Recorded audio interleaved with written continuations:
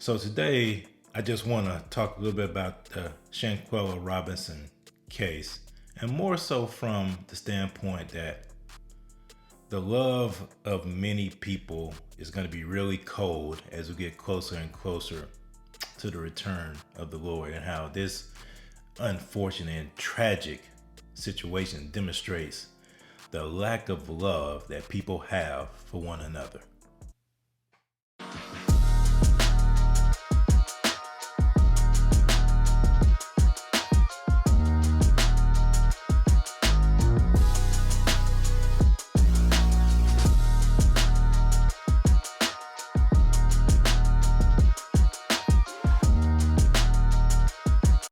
Welcome back to the Biblical Conservative channel, where we come against the anti-God, anti-human, anti-biblical, anti-Christian, and anti-American spirit that's looking to prevail in this land. Please be sure to like, subscribe, hit that notification bell. So today, I just really want to kind of touch on this Shanquella Robinson situation. Being here in Charlotte, North Carolina, I knew about the story. I've heard about the story. As a matter of fact, they had the funeral for the young lady this past weekend. And it's a sad story. And there are videos going around, and there's a number of things circulating about this case. So what I want to do is play the latest piece of information that came from a local news station here. And then I'll add in, from a biblical perspective, what I believe is going on. The Charlotte woman died while on vacation in Mexico at the end of October. Her friends returned home, but she didn't. This new information is from Metropolimex, a local news outlet in Mexico. Its article is, of course, written in Spanish, so all information is coming from a translation of that article. But the news outlet says the report from Mexican authorities shows a doctor came to the hotel and tried to revive Shanquella around 3:15 p.m. on October 29th. Her friends told the doctor she drank a lot of alcohol. The article goes on to say that the doctor advised her friends to take her to a clinic, but they refused and requested she be treated on site.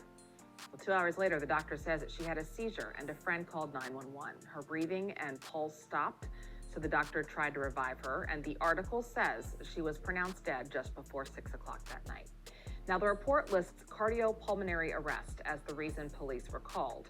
Metropolimex also reports the FBI is investigating the omission of information from authorities and doctors because the official autopsy report, well, it doesn't match the police report. As you might know, it has been widely reported across America now. The autopsy says her cause of death was a spinal cord injury. And then, of course, there's this video that appears to show Robinson getting beat up before her death. It has gone viral. Well, the news outlet in Mexico names the person who appears to be hitting her and the person they say was taking the video. No one has been charged yet, but the news report says both people are being investigated. Now, when we first spoke with Shanquella Robinson's parents a few weeks ago, they told WBTV that her friends' stories didn't match up. WBTV has not independently confirmed this, but we are working to get our hands on that police report written by authorities in Cabo. So as you can see, when it first came out, and this is the first time I heard it, the initial report said that she had died of alcohol poisoning. But as more and more details started to come out, it appears that it was not alcohol poisoning, that she actually died as a result of a broken spinal cord or damage to a spinal cord, caused her to go into cardiac arrest. And I'm not going to go into the details of the case. There are plenty of sites and news programs that have that, but I want to talk about from a biblical perspective. Number one, if you watch the video of the actual attack on her, it's sad because you have multiple people in that room standing by watching that young lady be assaulted. And the Bible talks about in the last days, the love of men will wax cold or get cold. People are so cold-hearted. And I attribute this to the lack of value of life. People love to talk about Black Lives Matter. Do Black lives really matter? Do they? Because if they really did, those same people in that room, instead of videotaping this, they actually would have helped that young lady. They would have stepped in and say, no, that's enough. But no, more than likely, this was a setup. More than likely, they had it out for that young lady. And I heard that she even paid for the trip. So they took advantage of her kindness and attacked her and more than likely contributed to her death. And these are probably the same people who will walk around marching saying Black Lives Matter. But they don't. They only matter when the perpetrator is white. They only matter when there is some kind of advantage to it. We have to look inside ourselves as human beings. And as believers, we have to make sure that we are expressing love towards everybody and not being judgmental and heartless. This was a heartless act. The fact that you can sit there and record it and watch it and not do anything and not be compelled to step in and do anything, that's sad and that's disturbing.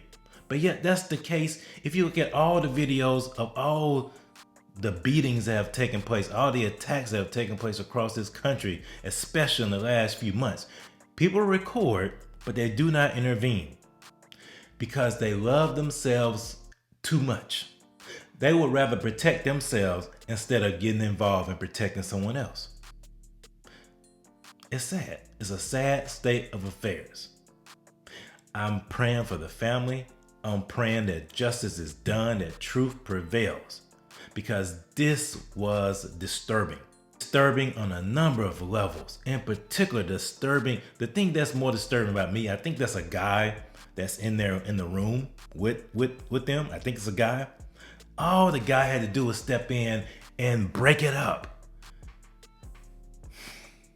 When you are pushing an agenda to elevate women over men, you make men docile. If this was a guy, this was a docile guy who did not step up and assume the role of protector. He should have protected that young lady. She should not have been in that situation. Once you see it escalate to the point that she's being beaten and drug around and kicked in the neck and punched in the neck and punched in the head, as a human being, you gotta step in and say, nah, that's enough. That's enough. No more. Don't you see what you're doing to this lady?